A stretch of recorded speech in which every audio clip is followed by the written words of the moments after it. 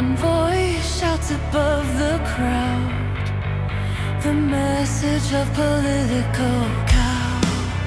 Conspiracies abound inside their twisted sound. One voice shouts above the crowd, the message of political cow.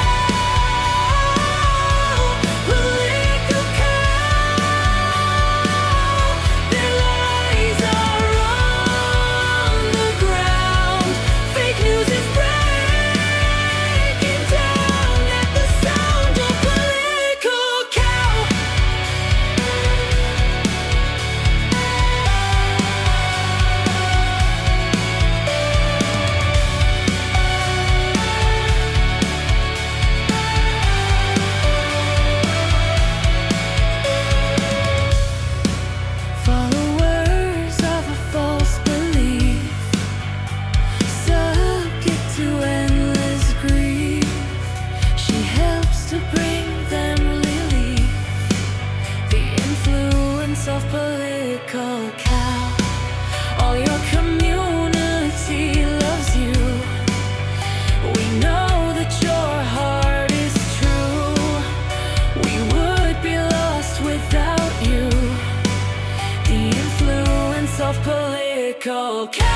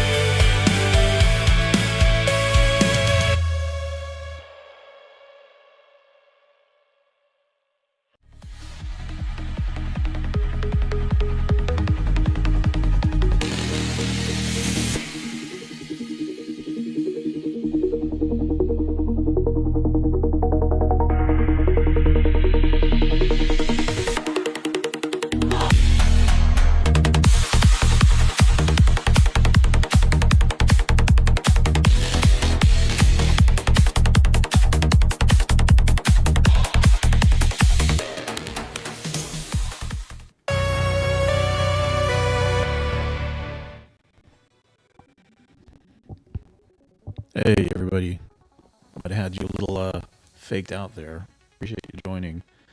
Faked out in the sense that the theme song was going to repeat, but not so much. Very late, I know, but it happens. Sometimes that's the stream that we do, a late one. So maybe I'll even put on some chill music to help folks go to sleep if that's what they're after.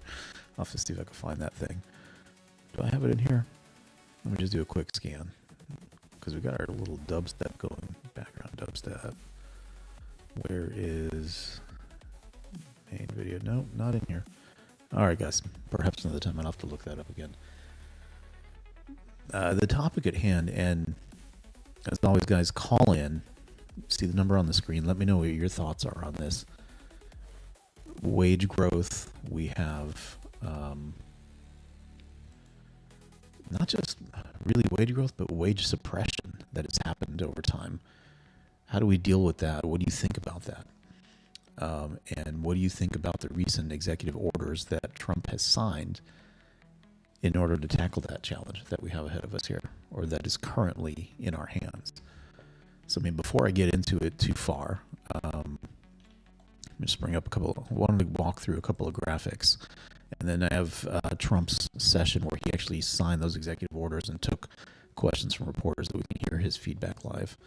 But let me just bring this up a little bit. So when you look at the past decade and you look at the impact of H-1B visas on tech wages, now I'm looking just at tech. This is expanded beyond just IT or technology.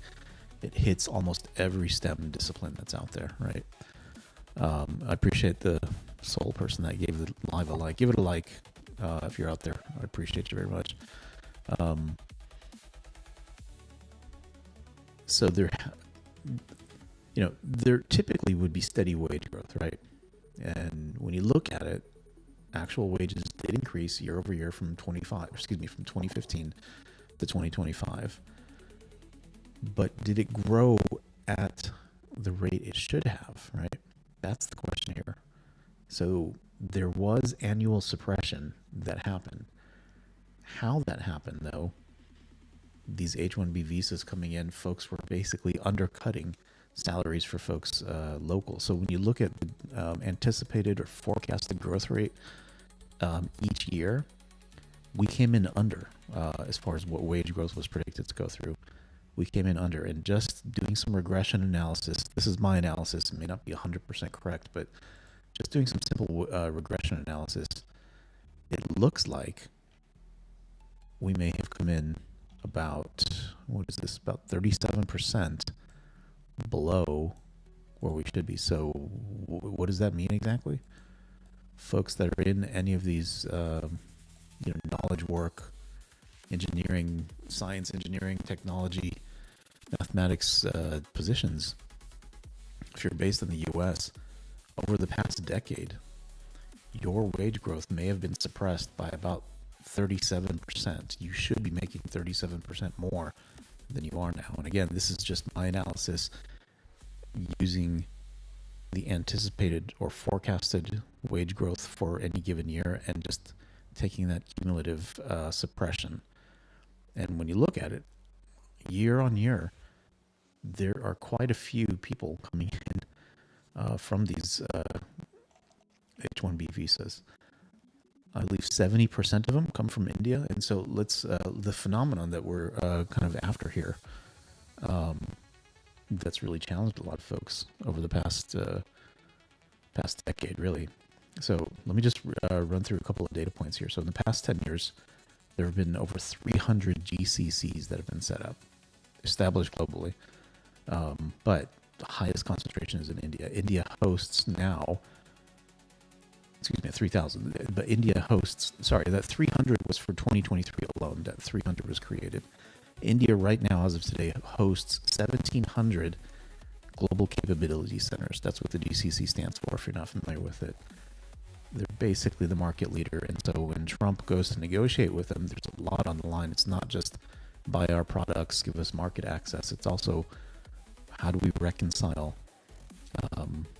jobs moving out of the United States.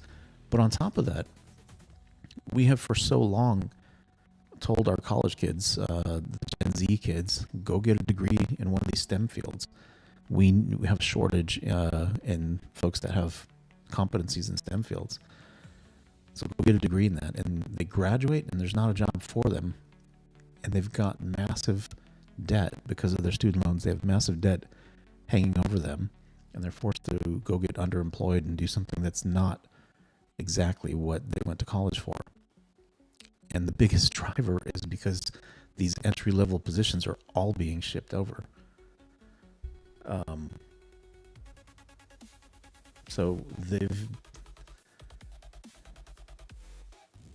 American companies have really become the top movers and drivers of this growth that's going overseas. So job losses in the U.S. due to this offshoring, annually, about 300,000 jobs.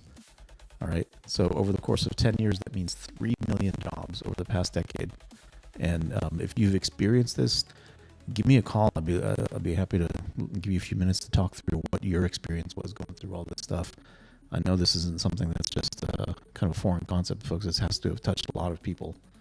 Let me just do a quick audio check on my side here, because we have been having problems, but I think we might be on a good track here. I don't know. Let's see.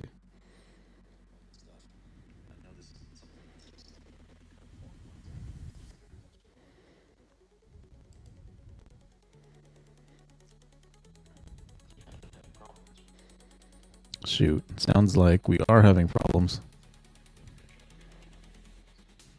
Might have to go to plan B here, but let's see how long this lasts.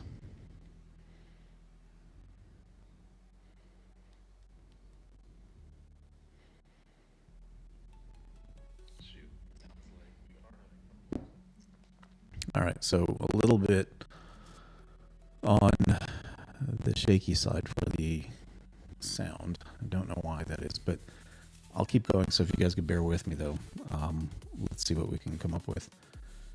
So IT services, business processes, HR, payroll, customer service, so forth. 300,000 jobs a year, about 3 million in total over the past decade. That's a lot. And you think of the number of college graduates that come out, this is what they're dealing with. They can't find employment. So think of what happens culturally. They can't find employment that they need. And they then turn towards folks like Bernie Sanders that they say, let's give them student loan debt relief. And when you stop and think about it, they've been so disheartened. And I'm not talking about the kids that went and got, degrees that don't have that great of a future locked up for them.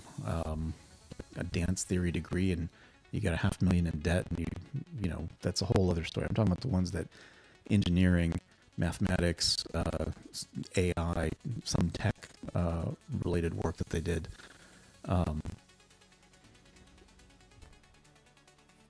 Oh yeah, MG. Sorry. I thought I got my folks to fix it. I don't know why that is. I'm tempted to stop the stream and come back, but I don't know if I'll have all my setup here. This way, same way I've got it. Might take me too long to set it up again. But all those kids, this is the challenge that they're at, are now faced with no job prospects effectively, even though they were promised and they were pushed into these STEM industries. No job prospects, extremely high student loan debt.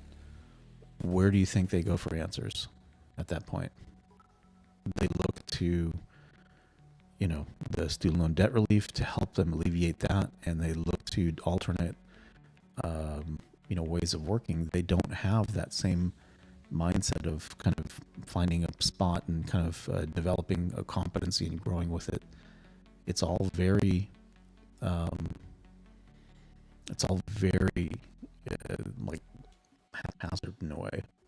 It's a completely different culture that's coming up because of it. So again, I'll reiterate the point: 300,000 jobs lost annually, 3 million jobs in the past decade to these global capability centers, primarily based in India. There are some reports that say manufacturing has also lost. The reports on the manufacturing job losses since the year 2000, has been 5 million jobs. And so if you think about it, in the last 10 years, then we've lost 3 million. And these are all knowledge work positions, right? They're folks that they do the designs. They do the designs. All right, thanks for the feedback, MG. And Yoda, what's going on? What's going on, Yoda? So you think about it too.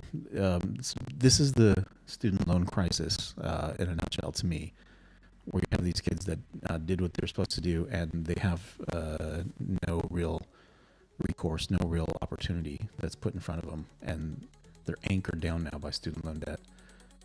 That's one thing. And then you also have to think at some point, what happens when we don't have that pipeline of talent in the United States, and we need engineering expertise to create a new product or innovation, or build the next Tesla of companies, right? Who's going to do that in the United States if we don't have people that have trained up and that have experienced enough of industry to be in a position to help innovate? We're going to become completely dependent on foreign engineering, foreign science, technology, engineering, and mathematics. We will be reliant on overseas folks to give us that capability. Just like right now, we're having the problem of not being self-sufficient with respect to manufacturing, being able to, have our own pharmaceuticals, so forth. We're going to run into that same issue, but this time with the design. Like, who came up with that innovation for those pharmaceuticals, right? That's what we're dealing with here. So the innovation aspect of it is, to me, a national security issue. Hey guys, if you're in the If you're in the stream, do me a favor and just hit the like button or double tap on the screen. I'd appreciate it very much. I can't believe my voice is choppy still on this one. It really sucks. I'm going to have to give them a call again to fix their software. All right, so that's the scenario right now. Now, looking forward, projections through 2030, India alone is expected to host almost 2,500 global capability centers. So we're at 1,700 now. That is going to jump all the way to 2,500 from 1,700 right now. Unbelievable. Hey, MG, what colors are you looking for? Anybody that wants to kind of give their thoughts or if they've had any personal experience with this scenario, be interested in giving some time for folks to kind of, share that that experience that they may have had with, some of this outsourcing.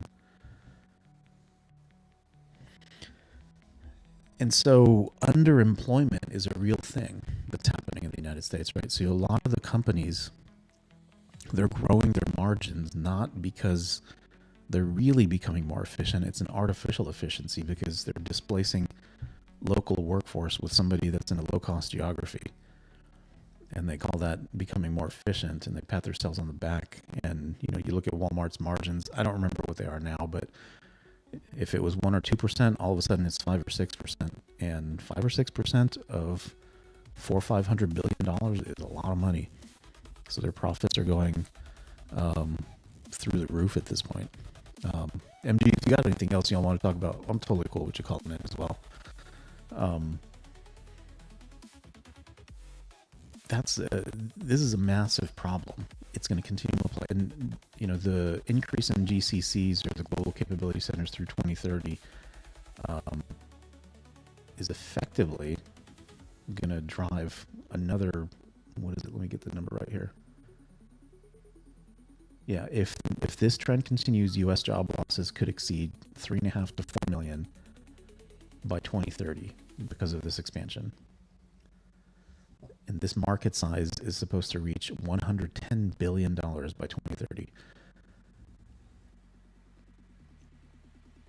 I mean, think about that. Millions of jobs, critical industries, critical work. We're going to be completely dependent. So maybe you brought the manufacturing back, but the folks that actually designed those products and built those plants, that capability is gone now. And you've kind of swapped one out for another. The idea of being self-reliant, self-sufficient, out the window at that point. And I don't think it's something that's commonly spoken of or talked about. This has been widely ignored for at least a couple decades, this phenomenon. You work for Amazon, BSme, your driver. I'm getting into your world. Oh, interesting. Is it tapping into your world because of, what is it, like the autonomous driving or what?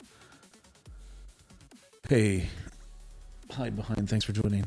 Guys, double tap the screen. Give me a like. I'd appreciate it very much.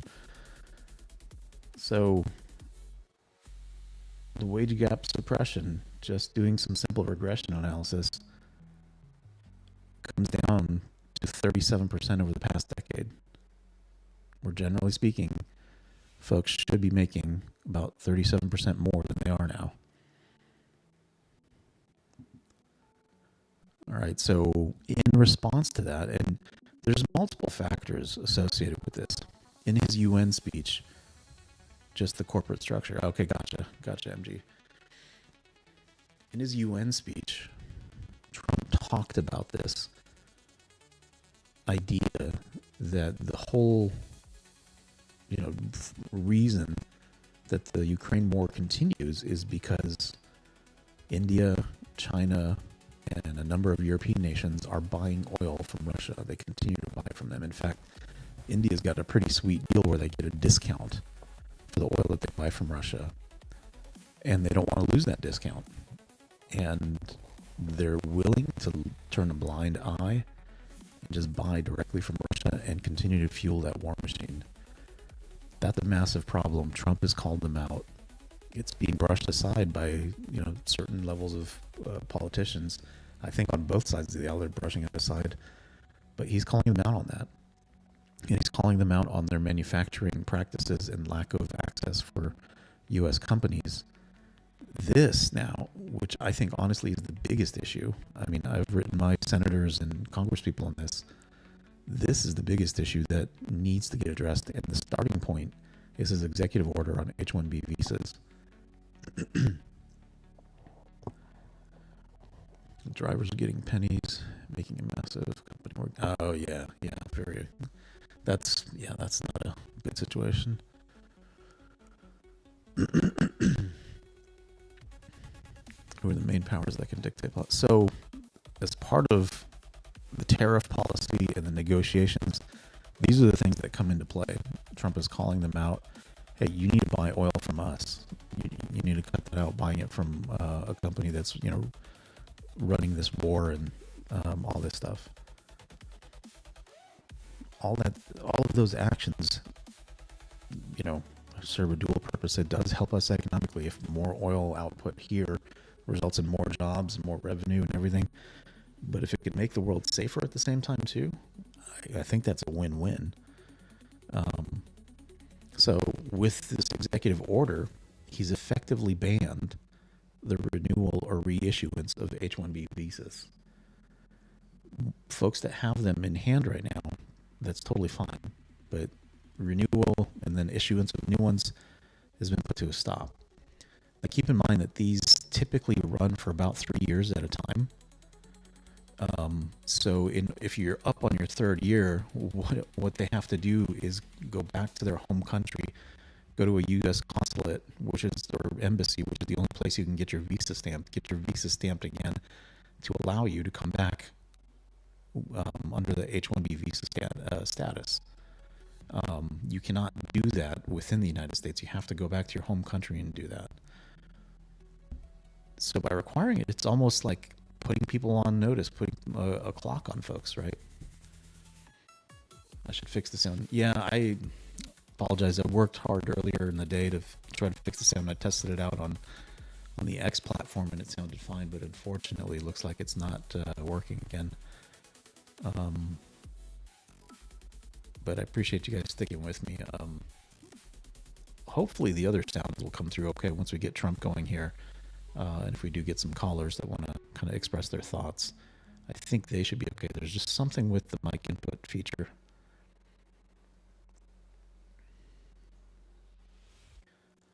Are you covering how this administration is allowing foreigners from third world countries to invade the U.S.? I'm not going to... actually, I don't think that's a true statement. The border is effectively locked up at this point. You see other comments: ability for research, educational institutions, finance, military, lack of training and access to education. So hide behind, we're graduating a lot of STEM, like Gen Z kids constantly from college. A whole lot of them. You look at major universities around the country, UCLA, what have you, they have tens of thousands of people that graduate on an annual basis. And they do not have an opportunity because all those entry-level positions have effectively been offshored. What is an American? That's a good question to ask somebody. Someone from the United States. Their nationality on their passport says USA. What is an American?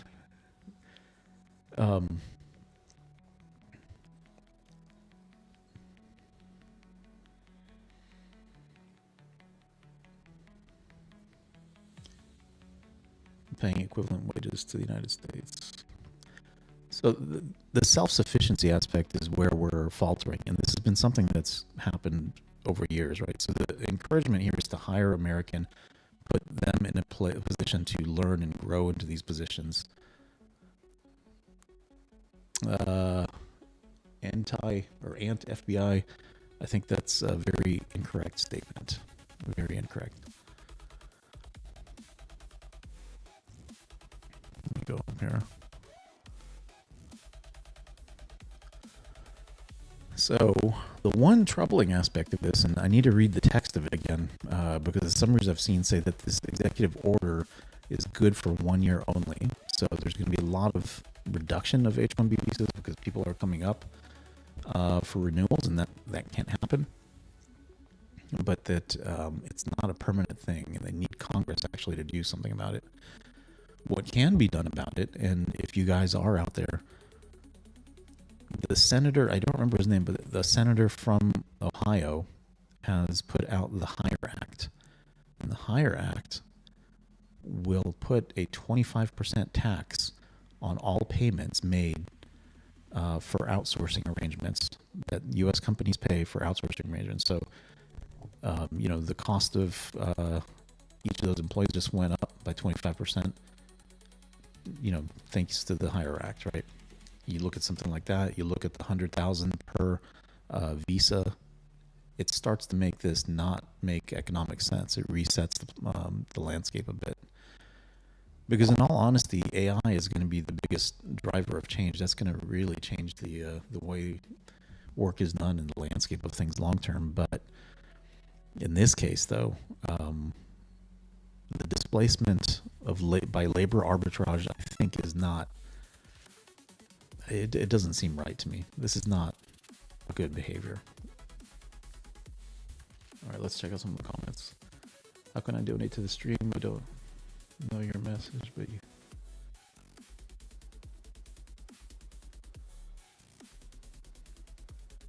Hey, MG. I appreciate you very much. You could just use one of the super chat features or what have you. That's totally fine. I don't have my direct tip address listed on here. I don't think I got my graphic up to put it on the screen, but you could use one of the super chat features. But I appreciate you. Give me a like. I mean, that'd help me out. Give me more circulation. It'd be fun when no one has pharma expertise that requires years of field work to obtain, and heads those departments leave. Yeah. So Cubist, that's exactly what we're talking about here, right? You can bring back all the manufacturing, but the expertise that created those products, and those products could be pharmaceuticals, like you're pointing out, gone. We're completely reliant on folks outside of the country to help us with that at that point. Not a scenario you want to be in at all.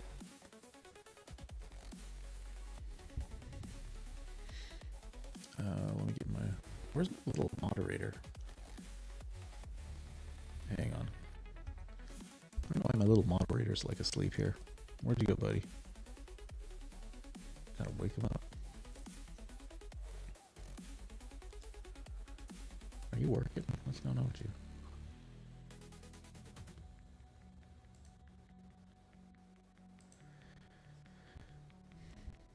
There's no investment in that expertise internally.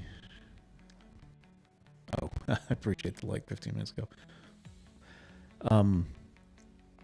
So this is a pretty big problem. I've written both of the senators in the state of Texas.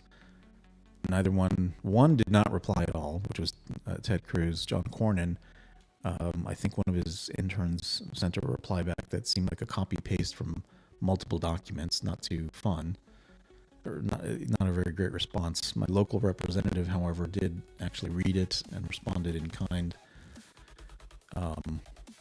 Thanked me for sending them something to consider. And I'm pushing for everybody to write their representatives about the HIRE Act and to really promote it, to co-sponsor it, something, because it's going to take something like that. Now, I'm a capitalist at heart. I don't like these types of scenarios where you're prescribing winners and losers.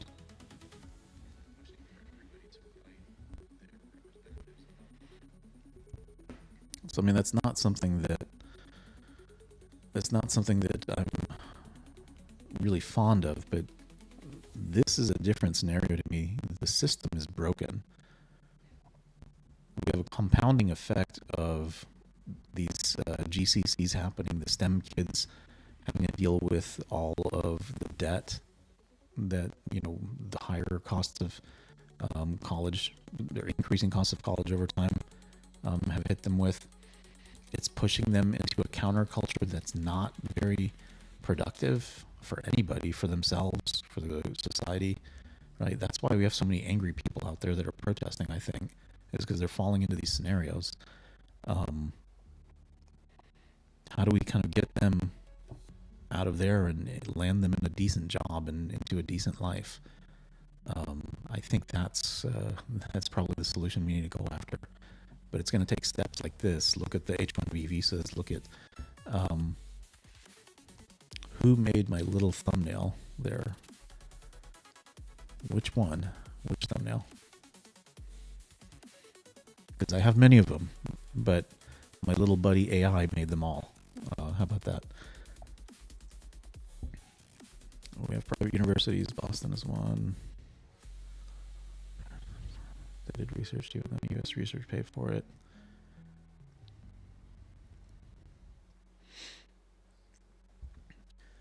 Yeah. So let me get Trump on here.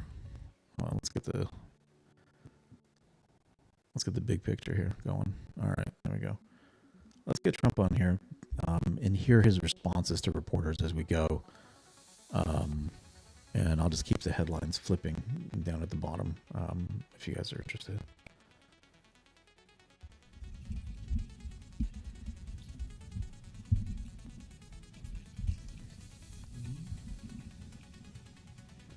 Thank you very much. As you know, we passed the continuing resolution in the Republican House today. An amazing vote, actually, to put things going in your department. It was good for a lot of reasons. The Republicans want to keep government open.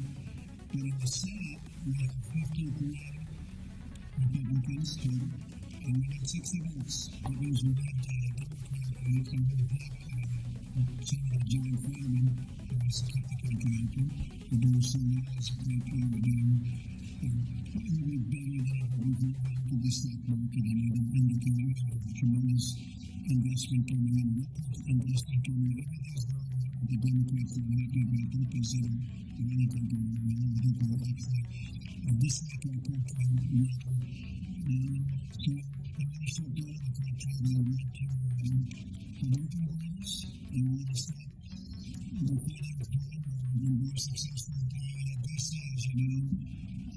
Washington, D.C. is a hot place right now. There's living dinners, there's living there's violent crime. They haven't seen numbers like this in many, many years. And other places, as you know, we're going into Christmas Sunday, going into Chicago, and we're going to have people out there. And then there's been taking. Give me a sec, guys. I'm going to try and reload this. One sec. I don't know why the audio is so bad on that now as well. This is bizarre. Makes no sense to me. 1 second.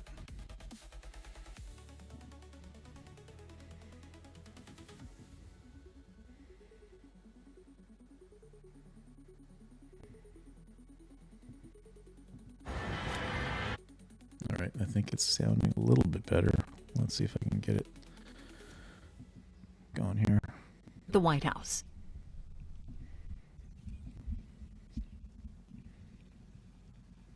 Thank you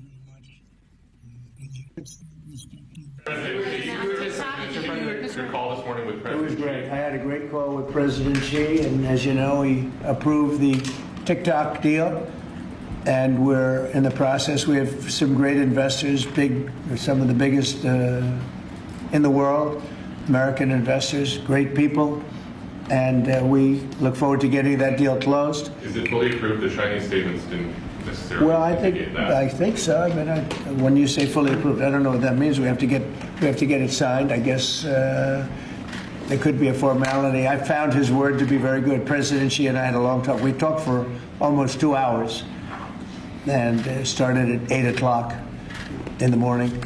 And I think it was a very good talk. We talked about trade. We talked about war. We talked about a lot of things. We talked about Russia, Ukraine, obviously, and Gaza. Talked about a lot of subjects. It was a long call. It was a good call. We have a very good relationship. But the TikTok deal is well on its way, as you know, and the investors are getting ready.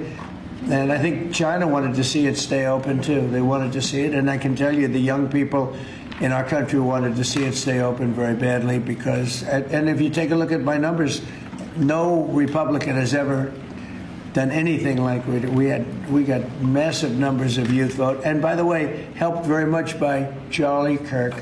So Charlie was very much in favor of TikTok. He liked TikTok, and he said, you know, you should use it. And other people said that too, and I used it, and I don't know if I have I think I set records. I looked at numbers that are phenomenal. We'll pass them out to you. And it had probably a pretty big effect on the election, because we won the election by a lot. So we are at a situation where in a little while, meaning a number of days, we'll probably, I don't know if you can make a deal with these people. I think these people are crazy. You know, again, anybody wants open borders and don't want to fight. They don't want to fight crime. They hate to fight crime. And in Chicago, last weekend, you had 11 people killed, murdered, and you had 28 shot. And those numbers have been pretty consistent. All right, interesting question. Ryan, should the DOJ break up these mega food companies to make our America healthier? Honestly, I think somebody should look at the trillion-dollar tech companies and try to figure out how that might be stifling innovation, because everybody is basically at some point going to get bought up by Apple, Microsoft, Amazon. They're just going to buy all the smaller companies up, and that's all you're going to have is just a handful of players out there for tech. I think that's a bigger issue. Food-wise, I think it's more of a standards. If they can set the right standards and exclude ingredients that are not good for us. We always hear that Europe has good standards. Let's just adopt some of those, right? Don't make it too complicated. But I think it's more a standards thing on that side. Consistent all throughout a period of time, whether it was 4 people, 5 people, 6 people, 11 people, 12 people killed, murdered. And they don't want to spend money to fight crime. And it's not even much money, relatively speaking. It's very little. But we're going there anyway. It doesn't make any difference. We're going to Chicago. We're going to Memphis next. And we're going to clean up the crime in the cities because we have to do that. Okay? Mr. President, with this deal today, are you confident that the CCP won't be exerting control? Yeah, over TikTok? we're going to have a very tight control. And look, it's an amazing thing that's been created. There's tremendous value with TikTok. And I'm a little prejudiced because I frankly did so well on it. You know, it got me numbers that nobody's ever even heard of before. So a lot of people want it. The young people of this country want it badly. The parents of those young people want it badly. And so we were able to work out a deal with China. And it's a very good deal for us. I hope it's a good deal for them. Would you be confident in a deal, or would you accept a deal where China controls the algorithm of TikTok? Well, it's all being worked out. We're going to have very good control. We have these are American investors, all of them. And they all love our country. They're all very well-known people, very famous people, actually, financially. And they'll have control of it. Mr. President, I want to thank President Xi because he was a gentleman, and we've just had a good relationship. And we wanted a lot of people in this country wanted to be open. And again, if it weren't open, maybe, I don't know. I think we won by so much it wouldn't have mattered. But we got a lot of votes. We got a lot of Republican votes from very young people. You go ahead, Jeff. Thank you, sir. Russian jets entered Estonia's airspace today for 12 minutes. Do you see that as a threat to NATO? Well, I'm going to have to look at it. They're going to be briefing me in a short while, so I'll let you know about it tonight or tomorrow. What's your take in general? Just being I don't love it. I don't love it when that happens. It could be big trouble. But I'll let you know later. They're going to brief me in about an hour. And a follow-up on Charlie Kirk. There's been a lot of talk about free speech this week. Do you see a difference between cancel culture and consequence culture? I mean, your question's a little trick question. I'm a very strong person for free speech. At the same time, when you have networks where I won an election, like in counties, I guess it's 2,600 to 525. That's called a landslide times 2. When you have that level of popularity or voter support, as I did in the last election, and yet 97 and 94% different numbers. You see different numbers with different stats. But 97, 94, 95, 96% of the people are against me in the sense of the newscasts are against me.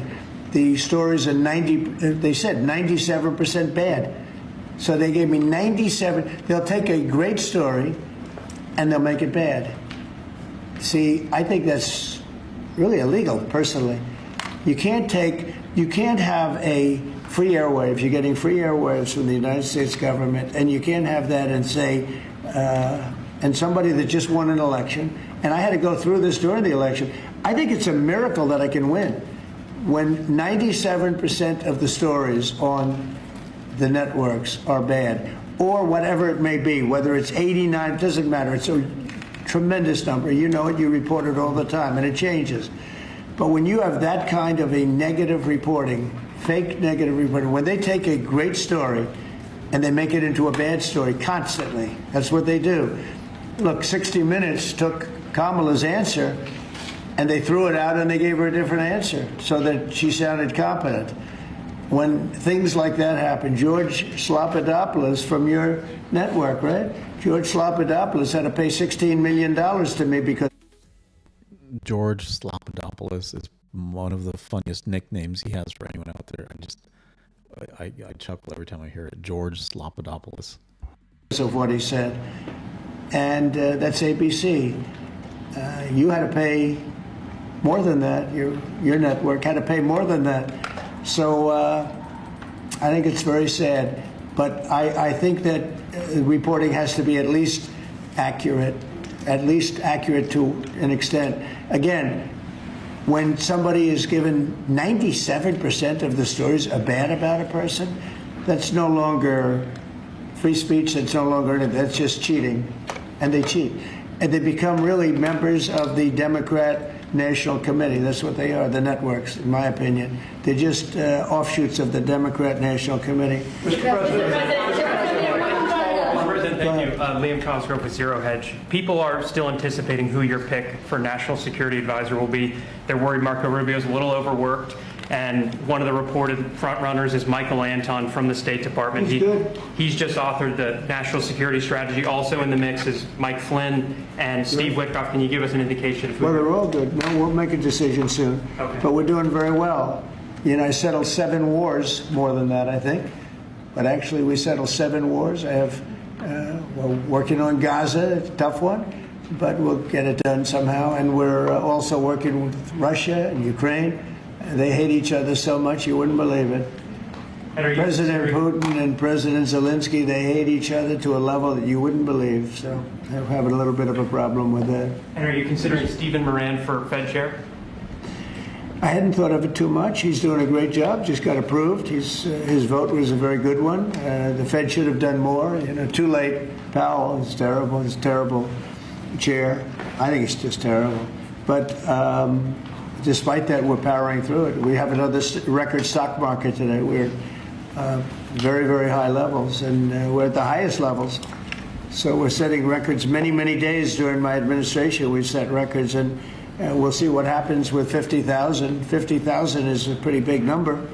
Never come close. And we're not so far away from it. So that's because they see what's happening. Not so much what's happening exactly right now, but they see all the plants that are being built. They see the kind of investment that's going to be made. When you take $17 trillion, so Biden had $250 billion, okay? Or putting a simpler way, they had much less than $1 trillion, but they had less than $1 trillion for 4 years. I have $17 trillion for 8 months. Nobody's ever seen anything like it. And I think they're looking at that and they're saying when those plants open, right now they're being built, a lot of them, and some are starting over the next year. It takes a while, but we're getting fast permits. And when those plants get built, I don't think there'll be anything like what we're going to experience. Yeah? Mr. President, if I can, on the tough subject of free speech, Ted Cruz compared Brennan Carr to a mob boss, the way he's threatening television stations and saying it's absolutely dangerous for the government to determine which speech is okay and which is not.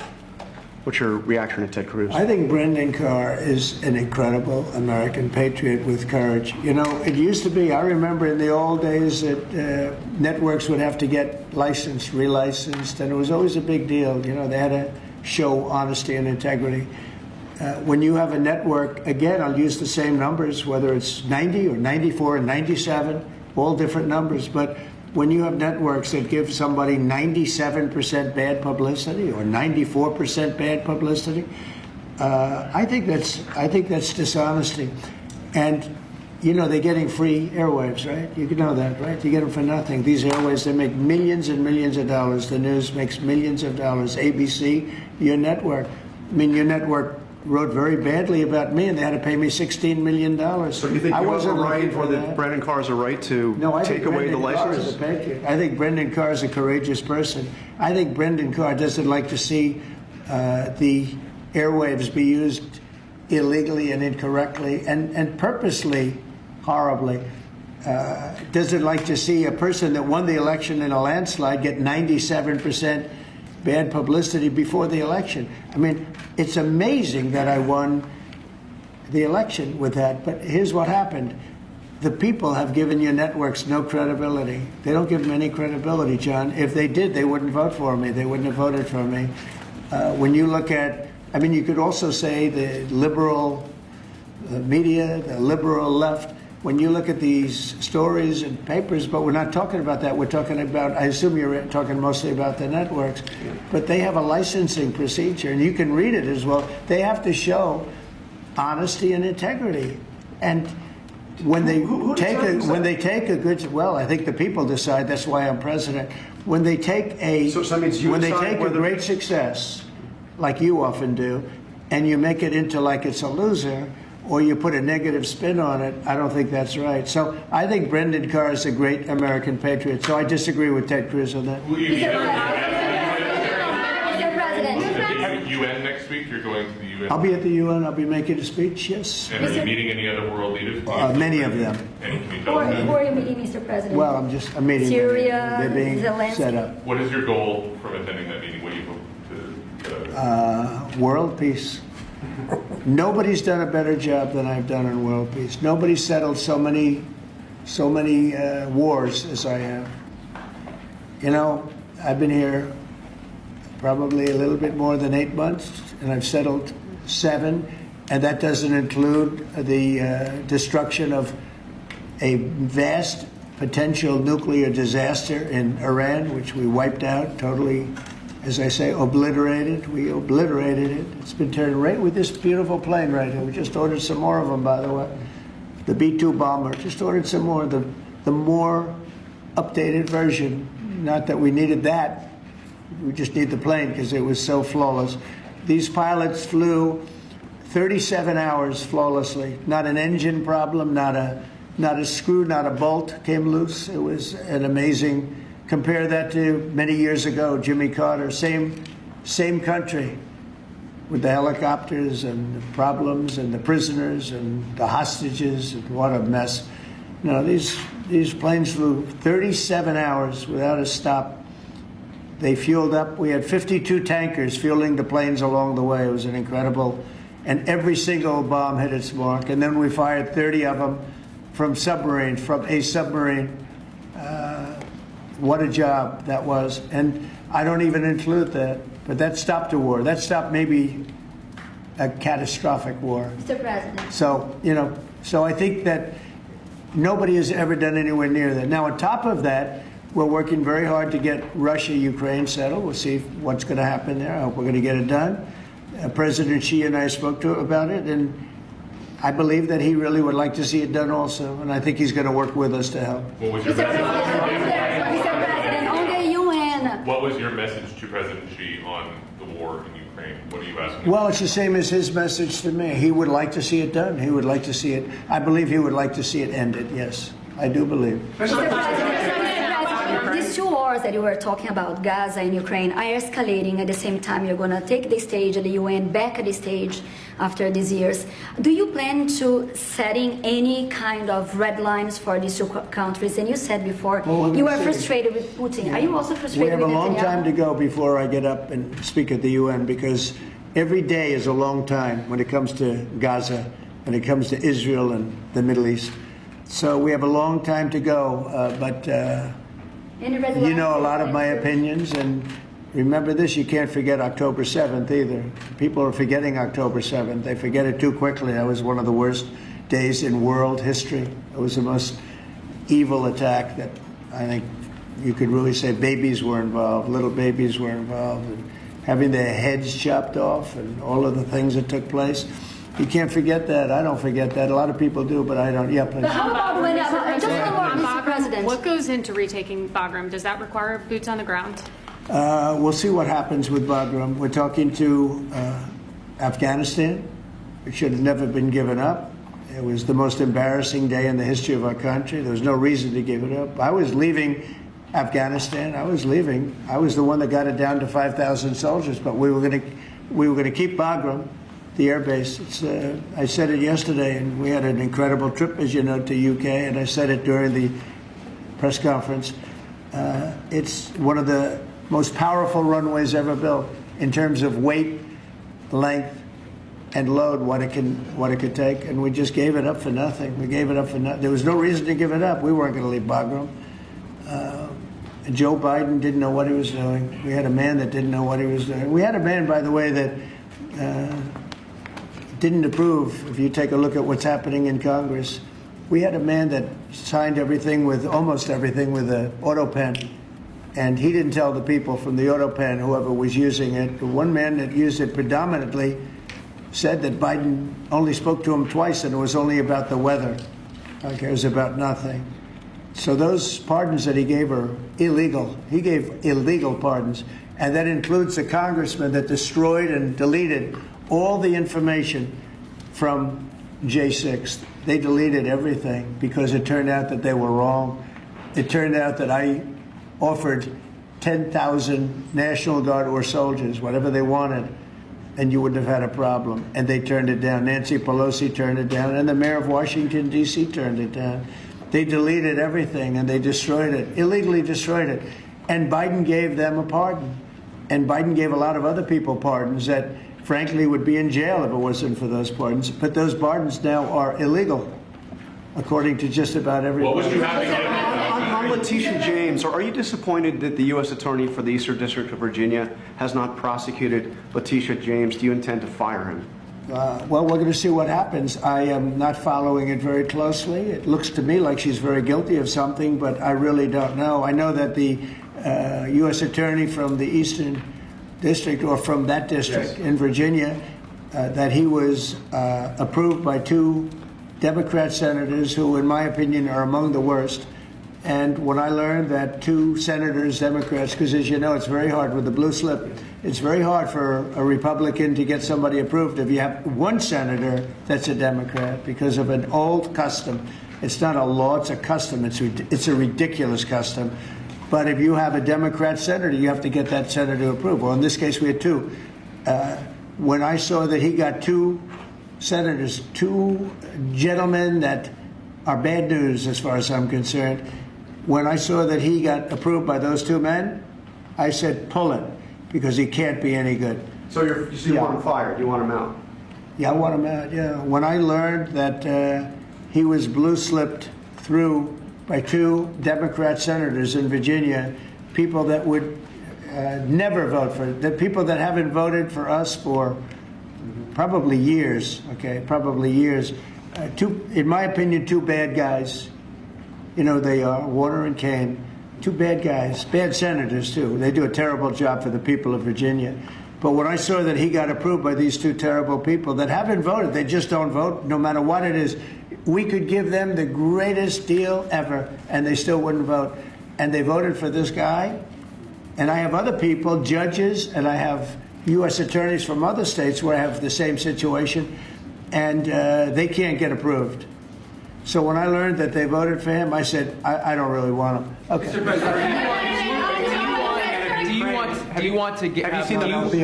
have you seen the polling, the Gallup poll out of Ukraine that shows 23%, less than a quarter of Ukrainians actually support continuing the war against Putin?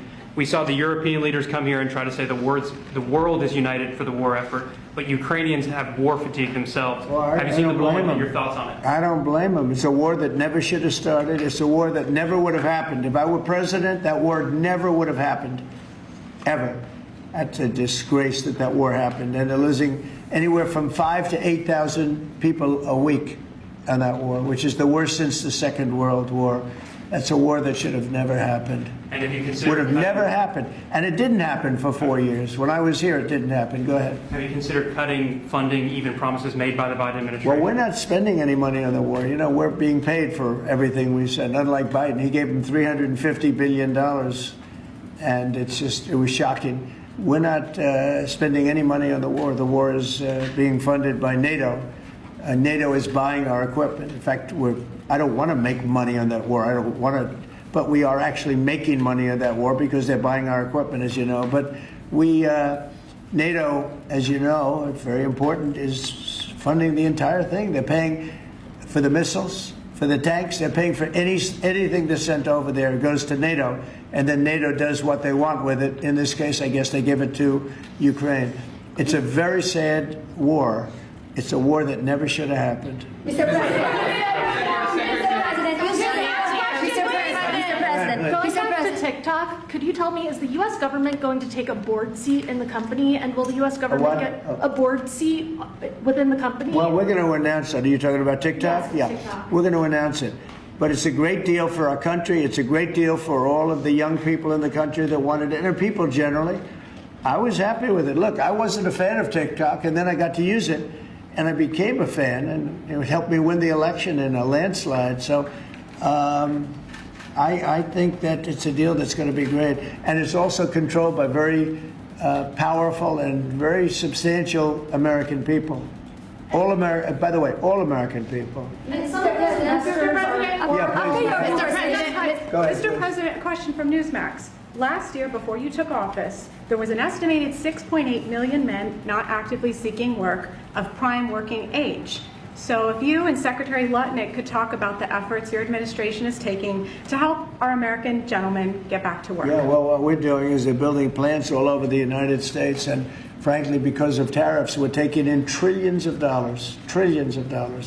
And countries that have ripped us off for years, and everyone knows this, countries that have ripped us off for years, like nobody's ever been ripped off before, they're now having to pay up. They're paying a lot of money to America, and we're reducing taxes with that money, and we're doing things that we were never able to do before. So it's you're going to have a lot of jobs. The jobs are being created right now, and the tariffs are protecting our country. And we didn't use, tariffs were used against us, but we didn't use them against others. But we're really better at it than anybody else, and we will have taken in trillions of dollars. Nobody's ever seen anything. Even people that were against the tariffs, now they see the way they're working. And by the way, with no inflation, with no problem, we're just building up cash, and we're using that cash to reduce taxes, reduce debt, and other things. It's a great thing to watch. And your honest reporters are saying they've never seen anything like what's happening. Our country is becoming very rich again only because of tariffs.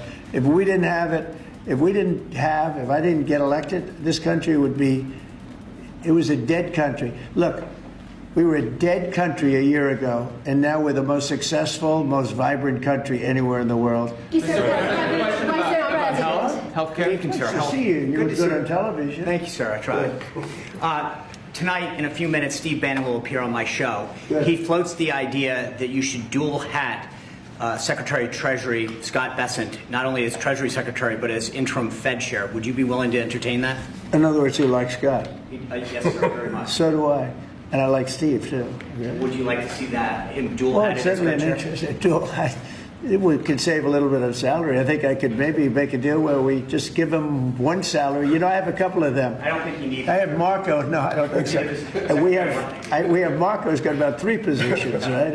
He's doing great also. No, I don't think that's going to be necessary. Actually, I went to Scott and I talked to him about that position, and he loves what he's doing right now. So, he's not in the mix because He loves being Secretary of the Treasury. Quick follow-up. Today is the first day of early voting in the Commonwealth of Virginia.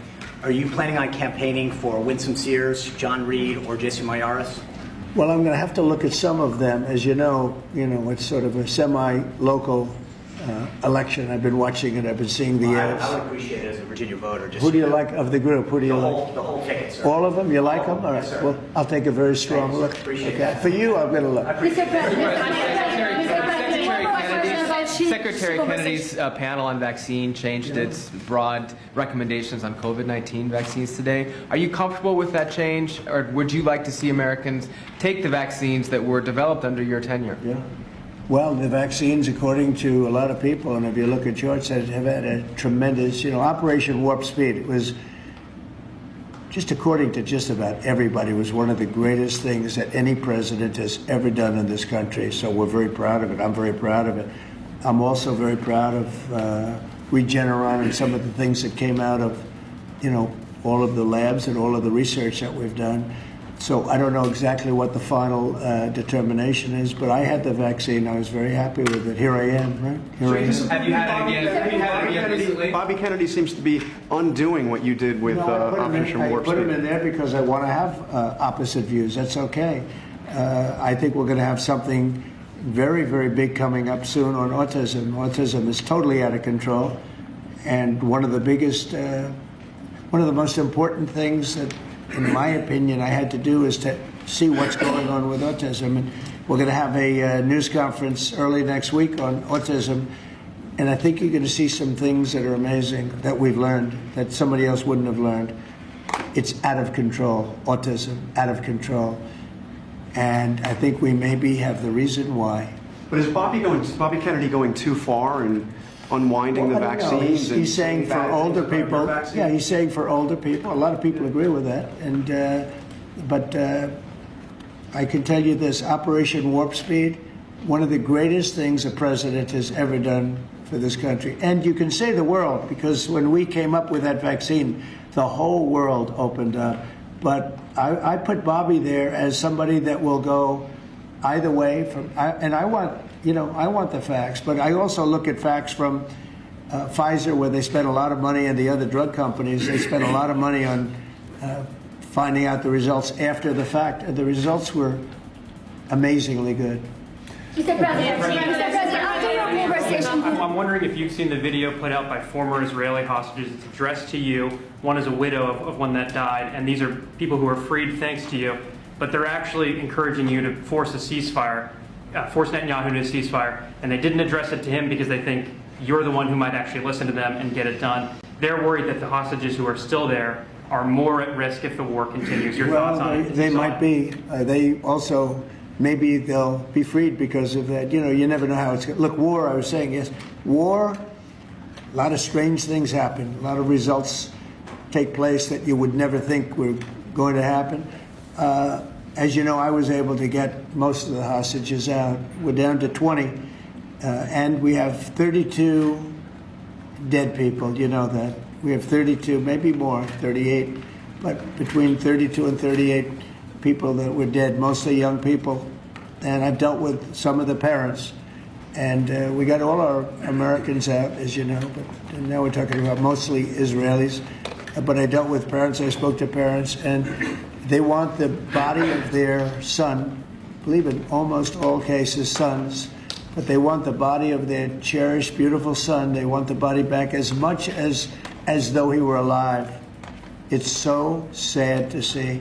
But I've dealt with the mothers and fathers. Please, sir, please, the body of my son. They know he's dead, and they just want him back. They want him back as much as though he's alive. I mean, it's very terrible, and we have very close to 40 bodies that are included in the whole thing.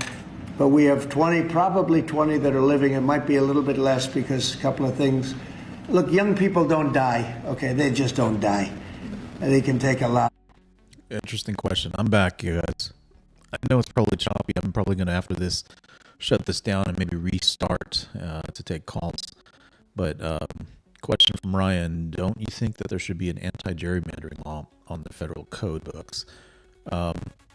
I don't know if anti-gerrymandering would be the right way of going about it. In my mind, there's a certain population size that is correlated with a representative, and then they should just look at counties, or in Louisiana, parishes, associating various counties and parishes based on their proportion of the population, and just say this is it. Not draw new lines of precincts that are not the same as the different counties that are out there. Just have some law that kind of says it's it should just be kind of correlated to counties of whatever proportion and size, and that's kind of that. I don't know. I don't think you need to say like no gerrymandering. It should just prescribe how those precincts are created, not at the whim of folks. Because this gerrymandering's gone both ways, right? It's gone both ways over time. But a lot of people died in these horrible tunnels. They're mostly in the tunnels. I know a lot about it. I got them out. But I always said the last 20, when you get down to the last 10 or 20, it's going to be very tough. It's a nasty situation. You can't forget October 7th, but it's a nasty situation, terrible. Mr. President, on Gaza, the UN concluded this week that Israel committed genocide in Gaza. What are your thoughts on that? Well, I haven't seen that. I'm looking at it, but did anybody commit genocide on October 7th? What do you think about that? That was genocide at the highest level. That was murder, genocide, you can call it whatever you want. But little babies were chopped in half. And in Gaza? Arms were cut off people, heads were cut off people. That's genocide. That's genocide also, I guess. Right? What do you think when you're Mr. President, a question on your Memphis Getting a deployment. fee from that deal. What is that fee Well, going to be? In the U.S. it hasn't been fully negotiated, but we'll get something from the standpoint that we worked hard. We put up a lot. We spent a lot of money on letting this come and letting this. It's a very, very big deal. It's a very powerful deal, and the United States really. I see it. I mean, people were saying, save TikTok, save TikTok. So many people. It's a big thing. And, China can be very proud that they were able to get that started. And so I very much appreciate President Xi's working with us on that. Very much. Antifa, what comes next after designating Antifa a terrorist Well, organization? we're going to designate too, but we're going to look at the people that funded Antifa, see who they are, where they came from, and why they did. Have you seen Portland at all? Have you taken a look at what's happening in Portland? It's, this has been going on for years. It's just people out of control. They're crazy. We're going to stop that very soon. We have to get rid of a couple of other problems first. We're going to get rid of the problems in Memphis where you can't even walk a block without getting shot. We're going to get rid of the problems in Chicago. Chicago's a great city and we have to save it. We have to save it. I told you I had the head of the Union Pacific Railroad in my office and I said, so what do you think? You go to every city, you have railroads in you are the biggest railroad, beautiful railroad, he's a great guy. I said, what do you think? He said, sir, save Chicago. Don't let it go down. Save it. The way he said it was so meaningful to me. It was like terrible. In a way, it was terrible. Save Chicago. Who would ever think that we'd be sitting here talking about saving Chicago? Chicago's a great city. They have a terrible mayor. Terrible. He's at like 5% approval rating. He's an incompetent person. They have an incompetent governor, in my opinion. He's incompetent. 11 people get shot, and he says crime isn't a good shot. I mean, they're losing 4, 5, 6 people a week, getting killed by bullets, by knives. And then he says how wonderful it is, Chicago. So, well, it might be wonderful for him. I think they're afraid. Look, he's not a stupid guy. I really believe they're afraid to say, politically, I guess, from an ideology standpoint, from a democratic standpoint, he is afraid to say the fact that they have a very unsafe, very dangerous city. He should say, I'm going to call President Donald Trump and I'm going to ask him to send in the troops, to send in the National Guard and clean this hellhole up. Because Chicago can be a great city again. I'll tell you what, Washington, D.C. is a great place again. It's booming, and the restaurants are booming. And 6 months ago, 7 months ago, nobody could go outside.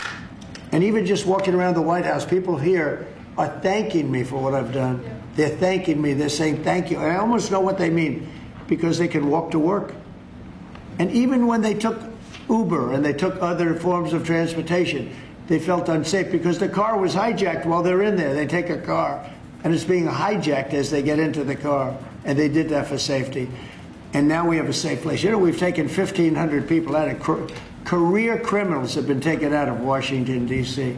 And we weren't very nice about it. Do you know? Mr. President,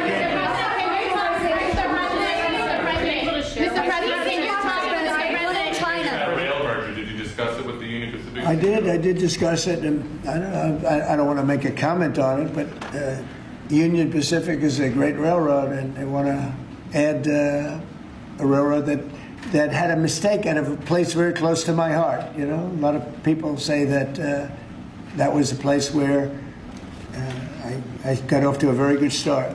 It was a rough thing that happened.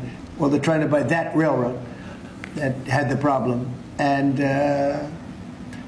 it sounds good to me, to be honest with you. Sounds good to me. I'm a very big fan of the head of the railroad, the head of the Union Pacific. He started as a very low on the totem pole, started his job very low and became the chairman of the company over a 45-year period. But I asked him about different cities. He said, St. Louis is tough. We try, you know, he sort of stops at many of them. Mr. President, New Orleans. We have to save New Orleans. New York. Mr. President, when are you going to get details? We're going to be going into New York too. Yeah. Mr. President, and we're going to be going in quiet. You're really obnoxious. I'm not obnoxious, but I'm trying to ask you, what about your plans you are for really Memphis? Obnoxious. I'm not obnoxious, but I am asking, what are your plans for Memphis? Many people want I'm not going to talk to you until I call on you. What are your plans for Memphis? Who else? Yeah, go ahead. Yeah, I just want to settle this free speech question, because you've said that you restored free speech in America. Yeah. Is that free speech including for people who are harshly critical of you, for your political opponents, for people who say things you don't like? I've become immune to it. You unfairly? I've become immune to it. There's never been a person that's had more unfair publicity than me, and that's why your network paid me $15 million, or $16 million, I believe, to be exact, George Slopadopoulos. And that's why CBS paid me a lot of money, too. And that's why I sued the New York Times 2 days ago for a lot of money. Because I'm winning. I mean, I'm winning. He said George Slopadopoulos again, if you didn't notice. The cases, and the reason I'm winning is because you're guilty, John. You're guilty. ABC is a terrible network, a very unfair network, and you should be ashamed of yourself. NBC is equally bad. I don't know who's worse. I think they're equally bad. And, you know, for you to stand there and act so innocent and ask me a question like that. But look, you paid a big price because you were dishonest, John. The reason I won that lawsuit was because you were dishonest. You were proven to be dishonest. And so you can't sit back and just say, oh, well, what do you think? You know, like you're some wonderful person. You're not a wonderful person. Frankly, you're a terrible reporter. You know it, and so do I. Okay. Mr. President, can you talk about why the Jackson Charlie diet? Here's what we're going to do. We're going to talk about something that's going to reduce our taxes greatly, that's going to hopefully bring some great people into our country. You know, as you know, right now nobody's coming in because we've succeeded in closing. We've closed the border very successfully. I think you will agree. We had nobody come in for the last few months. I mean, it was actually said zero. Even I can't believe zero, but the numbers are put out by very impartial people, or people that have a tendency to be on the left. And they actually said for the last 3 months, nobody came in. We have a very strong border. It's a closed border.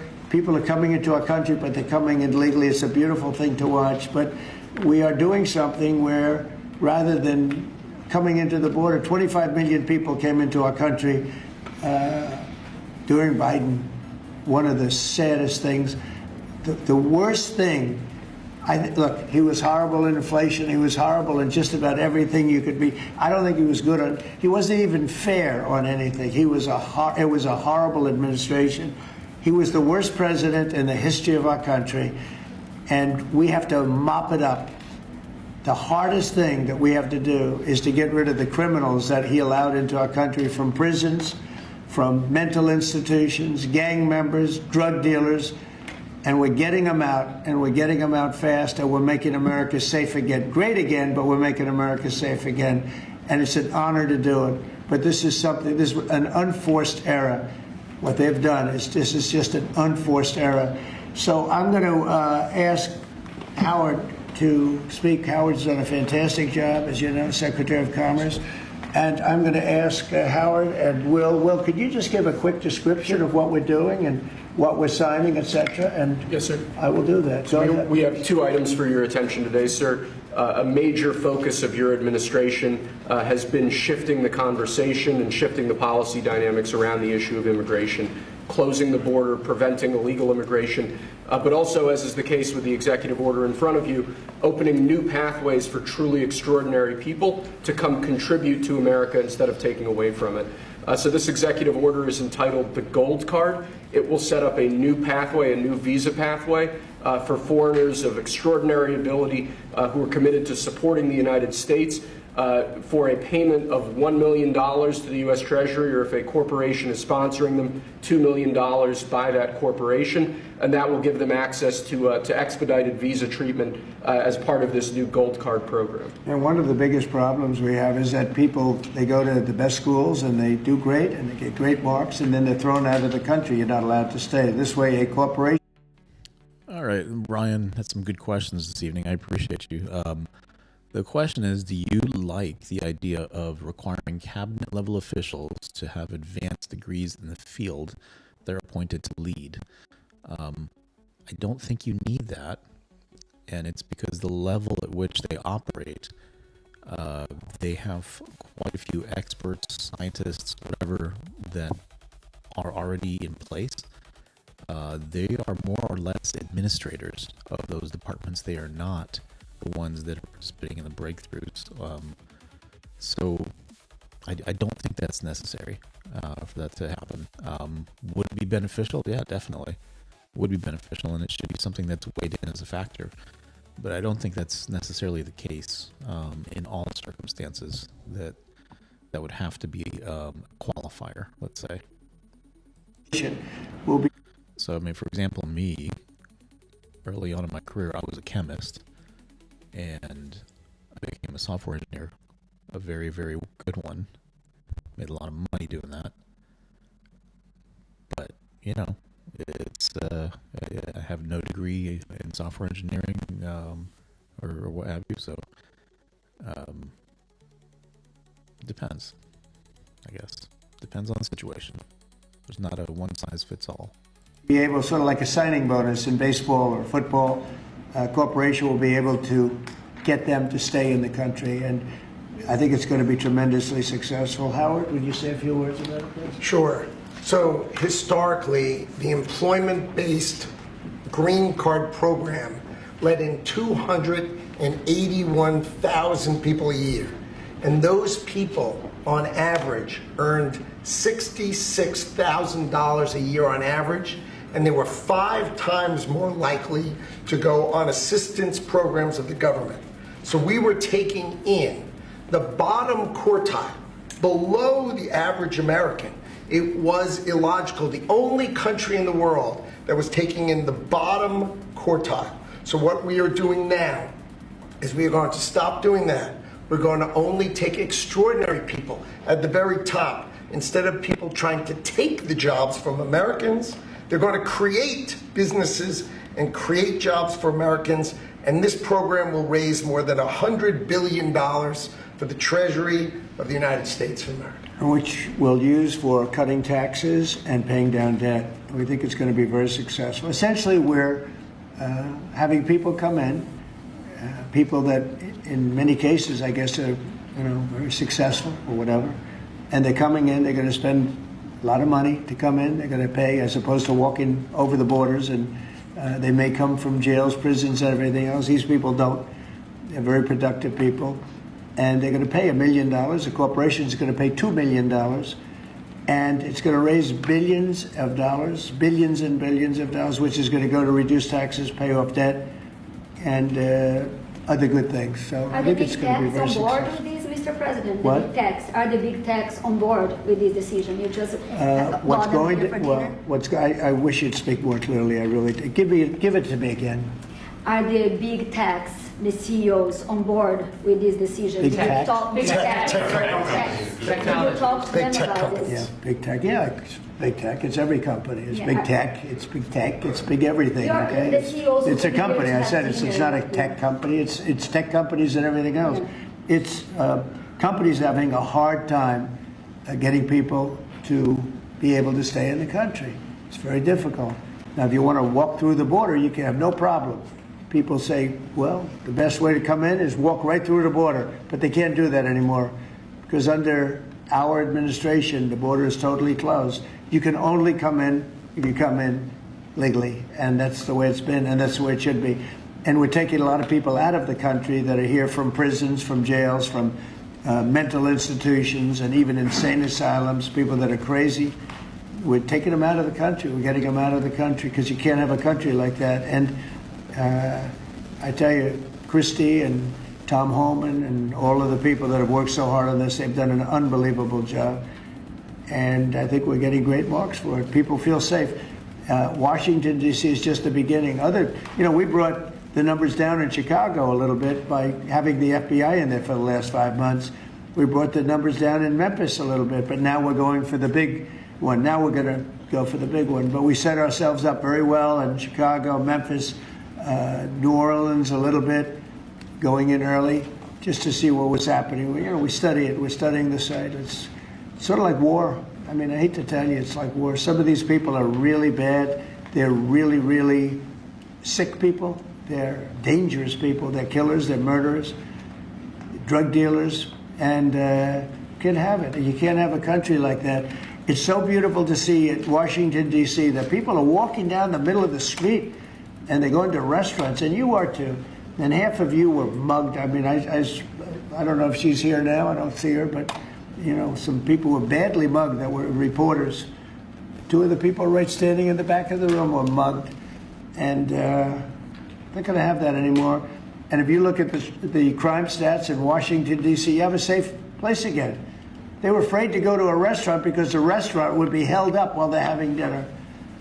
And so they'd be mugged going there, and assuming they escaped the mugging, they go to the restaurant and then they're held up. This is how bad it's been. To follow up on the visa question, I think this may be the next thing that you're signing, but for the H-1B visa action that you're doing It's going to be today, next. We'll talk about that. you're very close to the technology Yeah. CEOs. Are they concerned about that? I think they're going to be very happy. Everyone's going to be happy. And we're going to be able to keep people in our country that are going to be very productive people. And in many cases, these companies are going to pay a lot of money for that. And they're very happy about it. Okay, we'll talk about that next, Sarah. Okay.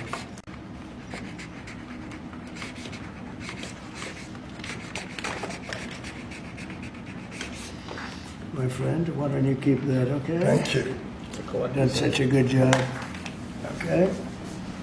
It's phase 1. John, are you happy? Pitch. Okay, let's go. Thank you, Mr. President. One of the most abused visa systems in our current immigration system has been the H-1B non-immigrant visa program. This is supposed to allow highly skilled laborers who work in fields that Americans don't work in to come into the United States of America.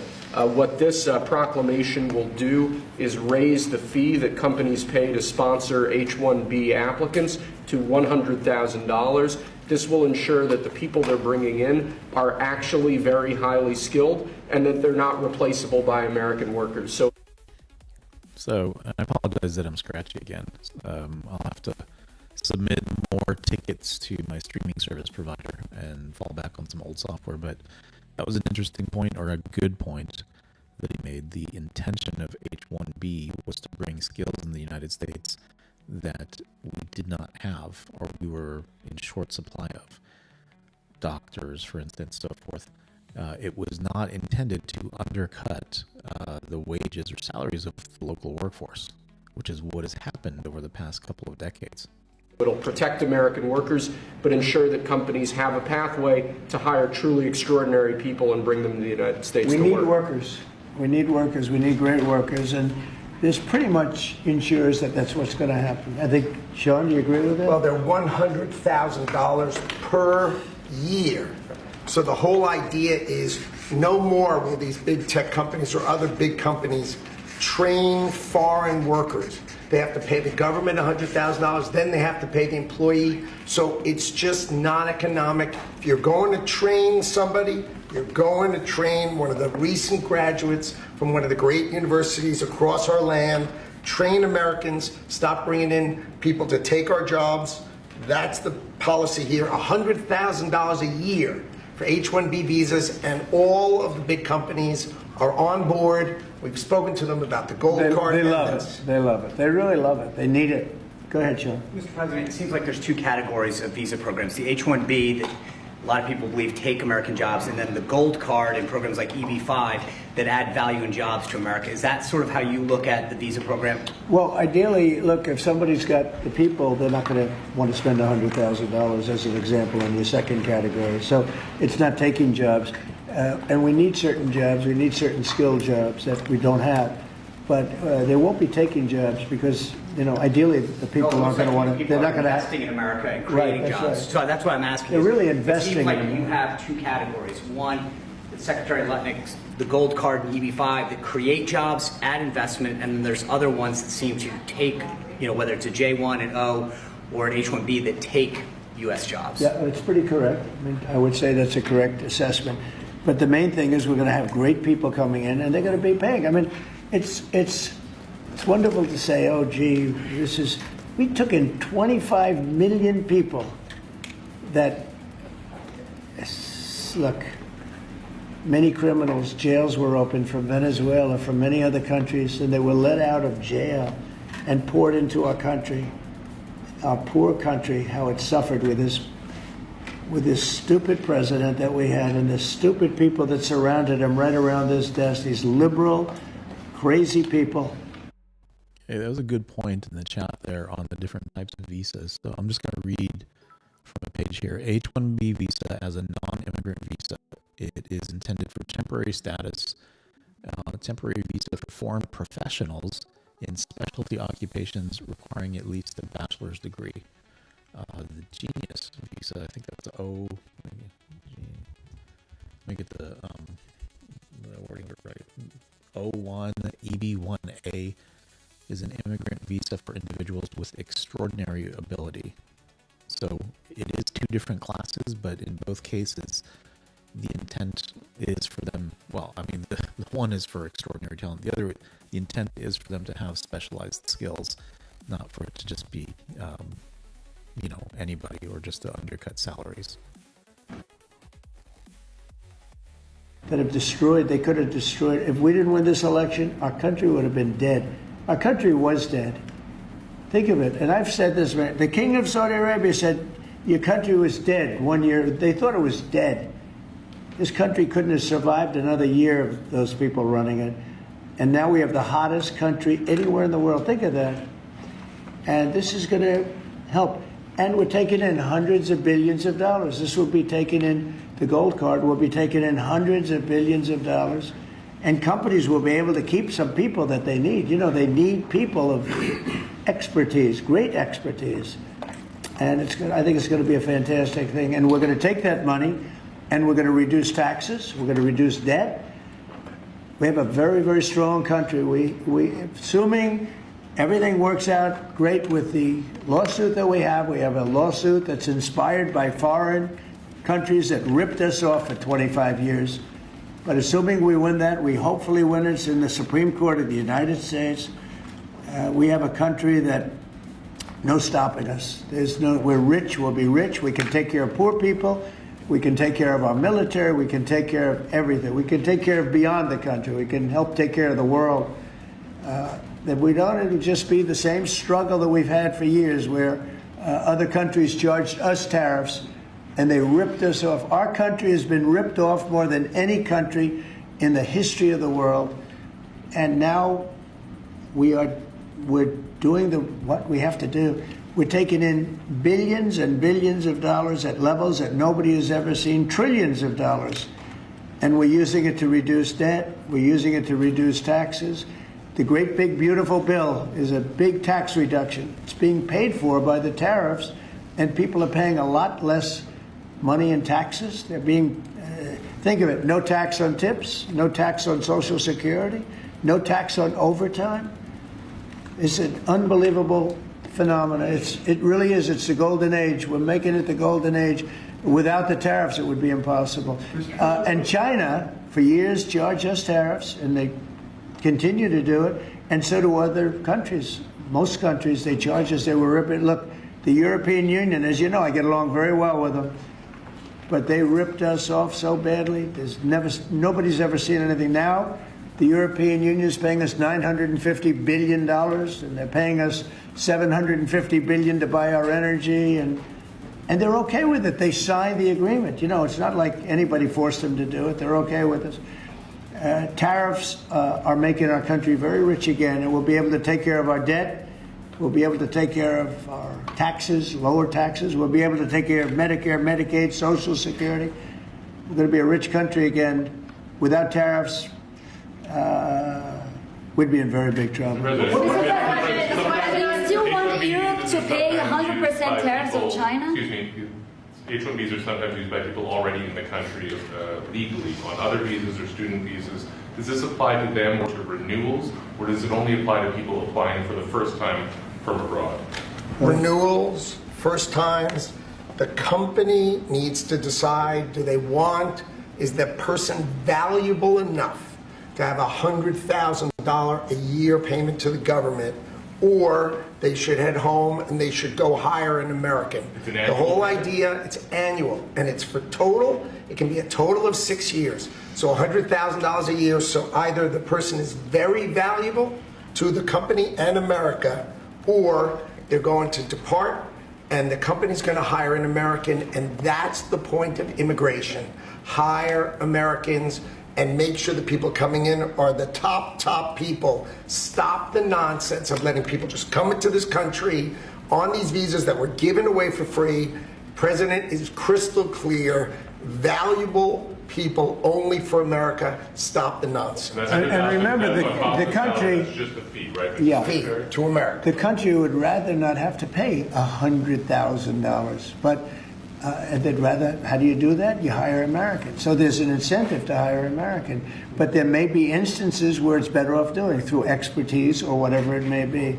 But they're both unbelievable, whether it's a gold card or anything else that we talked about today. And that includes talking about freedom of speech, because our country has been decimated by bad people, very bad people that love crime. They love crime. Explain it to me. They don't want to have our military go in and save lives. But when you go and ask the people, do you mind having the National Guard come in if it meant safety? They look at the question like, what's wrong? What kind of a stupid question is that? Of course they do. We're going to have a safe country again. We're not going to have people shot. 11 people shot. Think of it. In Chicago, over a period of 6 or 7 weeks, 55 people were murdered. And then you have a governor saying how wonderful it is. It's not wonderful. It's very unsafe. There's not a place in the world. You go outside, you go to Afghanistan, you go to different places all over the world that you hear about. It's 20% of what's happening in places like Chicago. And you think of them as unsafe. Mexico City, it's a tough place, dangerous place. The crime rate is lower. Think of it. What's happening to our country, we're not going to let it happen. And I think I got elected largely for that reason. So we're going to have a safe country again. We're going to have a great country again. We're doing unbelievably. We have the highest stock market in history. We have the most investment we've ever had, ever, as a country coming in. And we're very simple. You know, they said, how'd you get elected? I got elected because I'm going to make America great again. That's what we're doing. We're making America great again. Thank you very much, everybody. Thank you, press. Thank you, press. Thanks, guys. We'll go out the door right there. Thank you. Thanks, guys. Thank you. Let's go. Let's go. Right out this way. Thank you. Thanks, guys. Let's go. Let's move. They're really on them, aren't they? Telling them to get out the way. Let's move. Go. Which is good, because you don't want folks to linger. And if you notice, a lot of the public appearances that Trump or others do, they have specific time frames. It's 10, 15 minutes, 45 minutes, or an hour. This one just right at an hour. They're very, very mindful of time. Like, time is money, honestly, and they're making the most of it with everything they do. They're really on point with things. Yes, things have run long, especially when he's got a leader from a different country. Sometimes there's delays, and it's just because they're hashing things out, and those things sometimes don't run according to schedule. But generally speaking, executing this ceremony in front of, and the ceremony being signing of the executive orders, but doing this in front of the press, answering the questions, honestly, it's unprecedented. I don't know any president that's ever done this before. Certainly not the last one. But I think good points were brought up here regarding the H-1B visa status. Good questions in the chat clarifying there is kind of a genius visa that's out there for somebody with extraordinary talent, right? The Einstein kind of thing, that can be brought into the country almost immediately. H-1B, they are skilled professionals, right, that are coming into the country. This is not one that, just anybody comes in. They need to have demonstrated skills and be professional, and that could mean, or I think it's at a minimum, a bachelor's degree. So they're coming in to take on some roles, but it's not that we have a shortage in supply of those roles. In many cases, they displace folks. The worst example of it, unfortunately, someone had shared with me on one of our live chats recently, was that somebody was brought in on a H-1B visa. They were later named the manager of a particular group, and within a year, they cycled everyone out of that team and had them train their replacements that were new workers that came in on H-1B visas. And as you heard too, the salaries that they provide them are, although exorbitant for their local country, and they could probably save quite a bit and go back and live like kings. While they are here, they have to rely on public assistance for a lot of things, which that's not very fair. That's not very good. So anyway, I'm going to close it out. I feel bad talking much more. Let me just check my audio again. Yeah, it's pretty scratchy, so I apologize for that, guys. We'll redo a stream very soon, hopefully a little bit earlier, not so late. But I appreciate you guys. Like and subscribe on the way out. Somebody's brainwashed in the chat. Come on, man. Draft dodging Donnie is a big orange coward. Oh my goodness. It sounds like a cover of a children's book or something, huh? All right, guys. I appreciate you very much. Let's look at our top fans here. Top chatters. Hide Behind. Appreciate you. Beast. Thank you so much. I appreciate you. Me Smile. Dennis. Transparent Influence. My Eye of the Beholder. Auto Dripsy, hopefully I'm getting that right. Walrus, Voodoo, Cast, Dylan Logan, and of course Ryan Montgomery. I appreciate you guys. Thanks for joining in and being active in the chat. Think about joining the channel. Small amount monthly recurring, but what I'm working towards is to bring live feeds as news breaks available to you guys. So as it was done earlier in the morning, the live feed of Netanyahu giving his speech, and you would have seen all those folks in the UN General Assembly walking out and then hearing what he had to say live. So I'm getting live feed access from actual news services, but they're very pricey. So anything that I get contribution-wise, just go straight to that. Otherwise, a lot of it's just self-funded outside of it.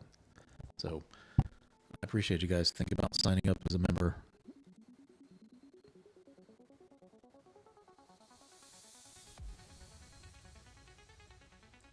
All right. I'll catch you guys next time.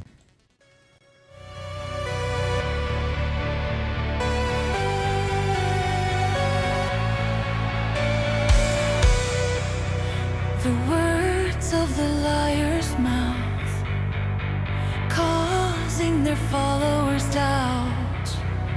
One voice shouts above the crowd, the message of political cow. Conspiracies abound inside their twisted sound. One voice shouts above the crowd, the message of political cow. Political cow. Their lies are on the ground. Fake news is breaking down at the sound of political cow.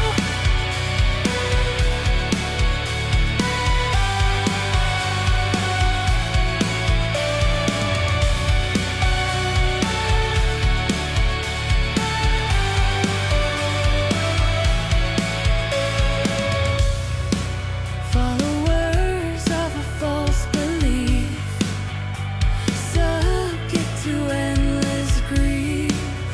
She helps to bring them relief. The influence of political